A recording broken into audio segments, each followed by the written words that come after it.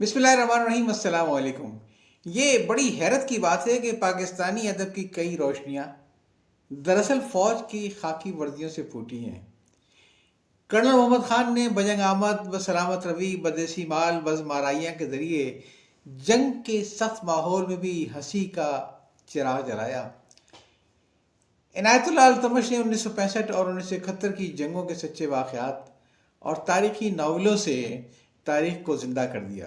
Brigadier Siddique Salik ने मैंने ढाका डूबते देखा में सकूत ढाका कर्ब लिखा और सलूट और हमायाना दुज़ख में मज़ाह को नई जहत दी। डॉक्टर शफीकुर रहमान ने बतौर डॉक्टर और जनरल अपनी ज़िंदगी के तजर्बात शुआ लहरें मद्दोजज़र दजला में इस खूबसूरती से समोए कि मज़ाह और रोमान दोनों को नई जान मिली। फैज़ अहमद फैज़ ने कैप्टन की हैसियत से फौज में गुजारे वक्त को अपनी शायरी की गहराइयों में कहीं न कहीं बसा लिया। ब्रिगेडियर अशफाक हुसैन ने जनरल बिस्मिल्लाह और फिर ब्रिगेडियर सौलत रजा ने काकूलियात के जरिए कैडेटों की शौकियों और जद्दोजहद को हंसते मुस्कुराते लफ्जों में कैद कर दिया। इसके साथ ही जनरल मिर्जा असलम बेग की अ सोल्जर्स स्टोरी, जनरल ज़ियाउल हक की माई लाइफ माई कमांड और जनरल ए के न्याजी की विटनेस टू सरेंडर जैसी किताबें अपनी अपनी जगह तारीख की अहम गवाहियाँ हैं। ये सब तहरीरें साबित करती हैं कि जब कलम और वर्दी एक ही इंसान में उतर आते हैं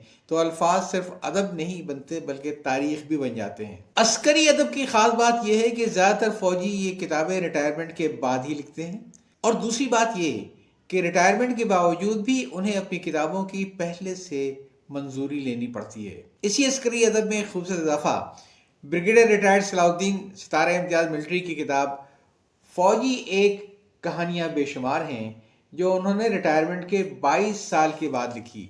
वो लिखते हैं कि ये एक पुराने फौजी की सच्ची दास्तान है जो दोस्तों और रिश्तेदारों और जानने वालों के बेहद इसरार पर रिटायरमेंट के 22 साल बाद लिखी गई है। ये अपनी यादाश्तों, बाकायदा लिखी गई डायरियों और मुख्तलिफ दस्तावेज़ पर मबनी है। इसमें कोई दरोगोई नहीं है। अपने कलम से लिखी हुई तहरीर को एक इदारे से टाइप करवा कर जनरल हेडक्वार्टर से मंजूर करवाया और ज़्यादा वक्त टाइप किए हुए मसवदे की गलतियों को दुरुस्त करने में लगा। 252 सफ़हात पर मुश्तमिल इस किताब की कीमत सिर्फ 800 रुपये है, जो पैरामाउंट बुक्स पर दस्तियाब है। किताब की तबाज, जिलबंदी और कागज़ बहुत उम्दा है। सबसे पहले तो आपको बता दूं कि किताब के मुंदरियात क्या हैं। इसमें जो छोटे छोटे वाक़यात हैं जिसको आप कभी एक नशिस्त में एक पढ़ें, दूसरी में दूसरा पढ़ें, रिपीट। सबसे पहले आइए हम लोग डालते हैं इस किताब की फहरिस्त के ऊपर। इसमें पैदाइश और जद्द अमजद, बचपन की कुछ यादें, कुछ बातें, पाकिस्तान आमद, पाकिस्तान में शुरू के दिन, मुश्किलात के चंद साल, कॉलेज का ज़माना, फ़ौजी ज़िंदगी का आगाज़, PMA काबुल में कैडेट के 2.5 साल, पहला फ़ौजी unit, military college of engineering के 3 साल, इंजीनियरिंग बटालियन कोयटा, शादी और ज़वाजी ज़िंदगी, रन ऑफ कच्छ, जंग से पहले का एक अफसोसनाक वाक़या, 1965 की जंग, लाहौर में और मेजर के रंग में तरक्की, मलेशिया और मुल्तान में पोस्टिंग, कोयटा स्टाफ कॉलेज की ज़िंदगी, ज़िला खारान में मार्शल ड्यूटी, स्टाफ कॉलेज में पोस्टिंग, 1971 की जंग का ज़माना, GHQ की पहली posting, 102 engine battalion command, engineer 2 court में स्टाफ ड्यूटी, GHQ में दूसरी पोस्टिंग, फौजी सर्विस के आखिरी 10 सुनहरी साल, कमांडर इंजीनियर 10 कोर, वजारत खारजा में duty, Chitral posting, 475 army engineer group का ज़माना, army defence course, Pakistan navy में सर्विस, रिटायरमेंट से पहले आखिरी कमांड, रिटायरमेंट के बाद की ज़िंदगी, पोर्ट कासिम के 2.5 साल, FWO वेलफेयर पार्ट, मलेशिया का दौरा, मलेशिया का लोकल निज़ाम, अपने इलाके की खिदमत, एग्जीक्यूटिव सेक्रेटरी CITL, तहरीक महसूर ने मशरक़ी पाकिस्तान की सदारत, क्रिकेट से वाबस्तगी, पाकिस्तानी जूनियर क्रिकेट का टीम का दौरा ज़िम्बाब्वे और कीनिया, वेटरन क्रिकेट, क्रिकेट के दोस्त, मुतफ़र्रिक़ात, लिखने लिखाने का शौक़, हज़ारों ख्वाहिशें ऐसी, मेरी ज़िंदगी में सफ़र, स्कूल और कॉलेज के दोस्त, फ़ौजी दोस्त, मेरे मेहरबान, मोइन अख्तर मेरे मशहूर पड़ोसी, मेरे रिश्तेदार, पाकिस्तान एक अजूबा मुल्क, अल्लाह ताला का हिंदुस्तानी मुसलमानों को इनाम, दुनियावी ज़िंदगी की अहमियत और पाकिस्तान एक बेहतरीन मुल्क। ये मैंने आपको सिर्फ फहरिस्त इसलिए सुनाई है ताकि आपको दिलचस्पी पैदा हो, और इसमें आप बड़े दिलचस्प वाक़या सुनेंगे। ख़ुसूसन मैं समझता हूँ जैसे मोइन अख्तर का वाक़या बहुत दिलचस्प है। इस किताब में सलाउद्दीन साहब ने बड़ी तारीख़ी और नादिर तस्वीरें भी शामिल की हैं। मसलन 1945 में मदरसा इब्तदाई जामिया नगर दिल्ली से मिलने वाला वो सर्टिफिकेट भी इसमें शामिल है जिसमें سب سے اوپر جاگو اور جگاؤ وہ تحریر ہے جو بعد میں حکیم سعید صاحب کی زندگی کا مشن بنا۔ بریگیڈیئر صلاح الدین صاحب کی پیدائش اپنے والد کے نانا حکیم شجاع الدین کے دیوان خانے میں ہوئی، کیونکہ ان کے والد اپنے نانا کی لے پالک اولاد تھے۔ حکیم شجاع الدین صاحب شاندار شخصیت، صاحب حیثیت اور فیاض تھے۔ انہوں نے اپنی جائیداد کا کچھ حصہ صلاح الدین صاحب کے والد کے نام کر دیا تھا۔ اس کتاب میں نانا کی اس بگھی کی تصویر بھی موجود ہے جس پر وہ روزانہ شام کو پورا شہر سیر کو جاتے تھے، اور کبھی کبھی صلاح الدین صاحب بھی ان کے ہمراہ ہوتے تھے۔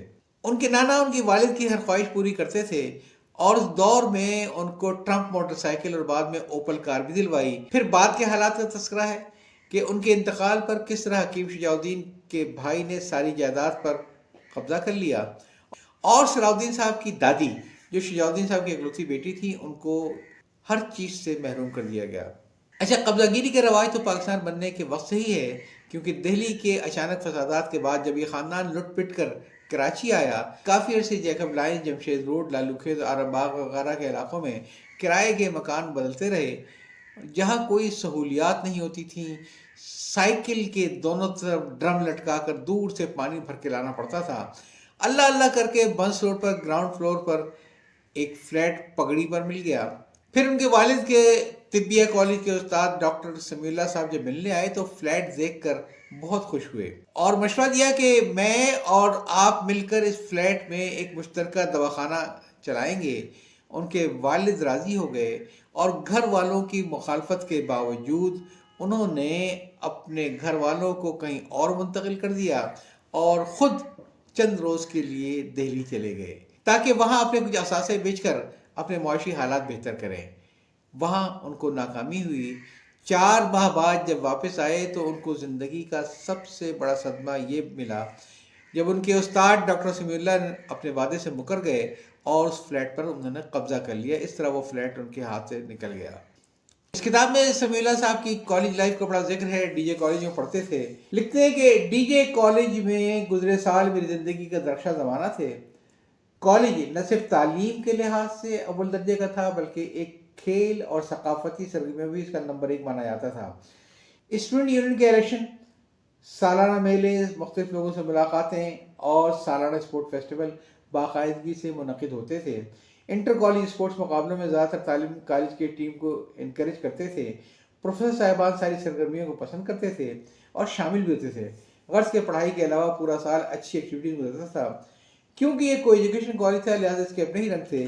لڑکیاں نہ صرف یہ کہ تعلیم میں پوزیشن حاصل کرتی تھیں بلکہ ٹیبل ٹینس اور بیڈمنٹن کے مقابلوں میں بھی حصہ لیتی تھیں۔ سالانہ مکسڈ کرکٹ میچ بھی ہوتا تھا۔ انیتا غلام علی مشہور طالبہ تھی جو ٹیبل ٹینس کی اچھی کھلاڑی تھیں۔ اس کے علاوہ بھی انہوں نے اپنے کالج کے کئی لوگوں کو ذکر کیا ہے، جس میں ڈاکٹر عبدالقدیر خان ہیں اور ڈاکٹر ادیب رضوی ہیں، اسی طریقے سے عبدالحفیظ پیرزادہ جو ان کے اپنے کرکٹر ساتھی بھی تھے۔ پھر فلم اسٹار وحید مراد صاحب کا ذکر کیا جو 3 سال جونیئر تھے، باقاعدگی کالج آتے تھے۔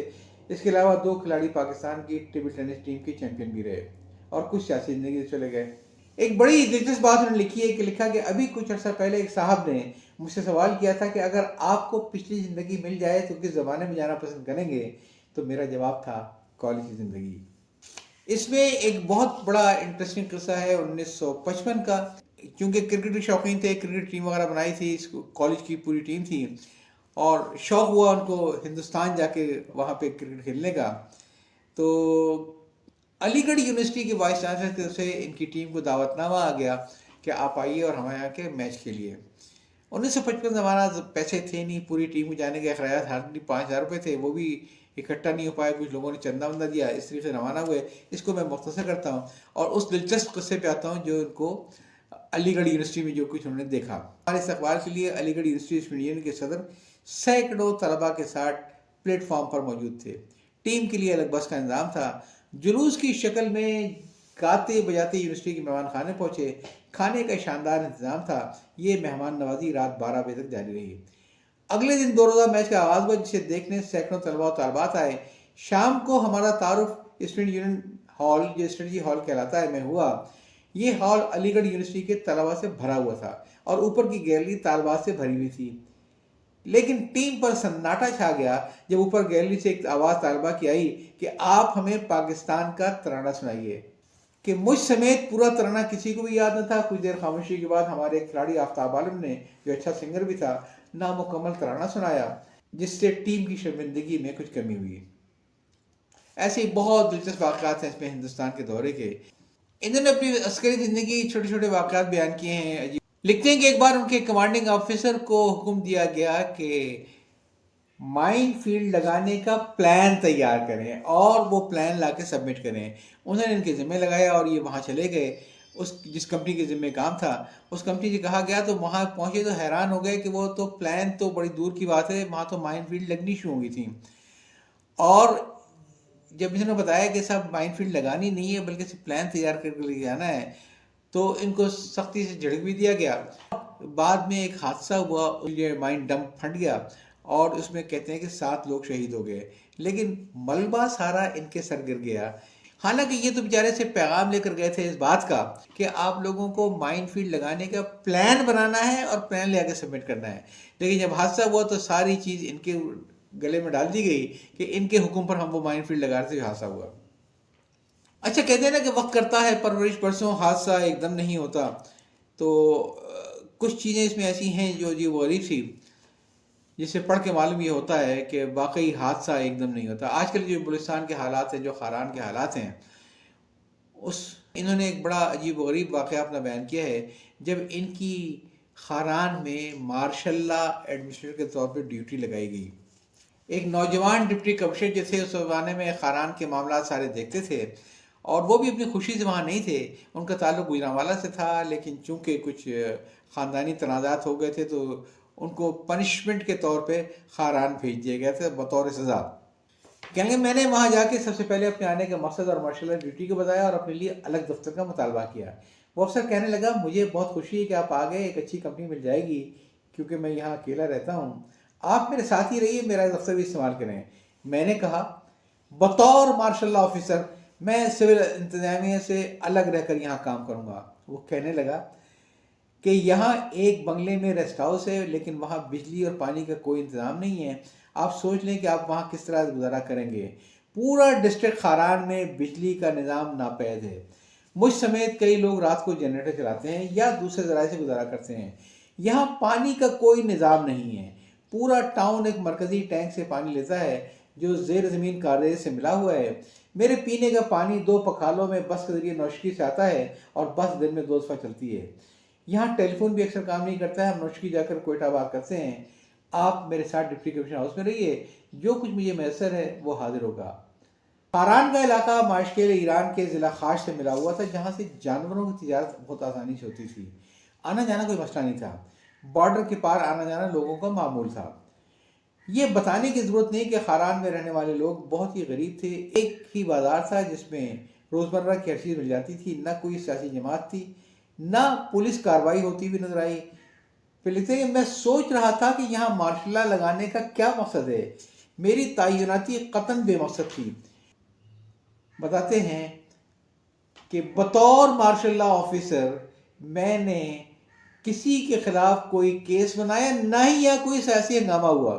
خاران میں 1955 میں غربت کس انتہا کی تھی، کسی قسم کے کوئی سیاسی مسائل نہیں تھے، ایران کے ساتھ بارڈر کھلا ہوا تھا، آزادی سے آنا جانا تھا، وہاں کوئی ایشو نہیں تھا، ہاں کسی قسم کی کوئی زندگی کی سہولیات نہیں تھی۔ اس کے باوجود وہاں مارشل لا افسر کو بٹھایا گیا جو 3 مہینوں مکھیاں مار کے آ گیا کہ وہاں ایسی کوئی چیز تھی ہی نہیں۔ میں سمجھتا ہوں کہ ہم لوگ آج کل جو کچھ دیکھتے ہیں خاران میں اور بلوچستان میں، شاید یہ اسی کا رد عمل ہے۔ غربت اپنی انتہا کے اوپر تھی لیکن کسی کو غربت ختم کرنے کی کوئی پرواہ نہیں تھی۔ پنجاب سے جا کے ڈپٹی کمشنر وہاں پہ راج کرتا تھا لیکن غربت اسی انتہا کی تھی، اور ساتھ ہی ساتھ ان ہنگاموں کو دبانے کے لیے جس کا سرے سے کوئی وجود نہ تھا، وہاں پہ مارشل لا ایڈمنسٹریٹر کا تعینات کر دیا گیا۔ کاش یہ کوششیں اس وقت بلوچستان کو خوشحال بنانے کی آتی۔ ایک اس میں بڑا دلچسپ قصہ ہے، جب ان کی وزارت خارجہ میں ڈیوٹی لگائی گئی تھی اور یہ 1981 کا ہے کہ حکومت پاکستان کی طرف سے اسلامی ممالک کے وزراء کی کانفرنس کا اعلان ہوا تھا، تو تمام اسلامی ممالک کے وزراء یہاں پہ آئے ہوئے تھے۔ لکھتے ہیں کہ ایک بار ہوا یوں کہ چند عرب ڈیلیگیٹ نے فرمائش کی کہ ہمیں رات کے کھانے کے بعد بیڈ روم میں تربوز چاہیے۔ ہماری کمیٹی پریشان ہوگی کیونکہ یہ موسم پاکستان میں تربوز کا نہیں تھا۔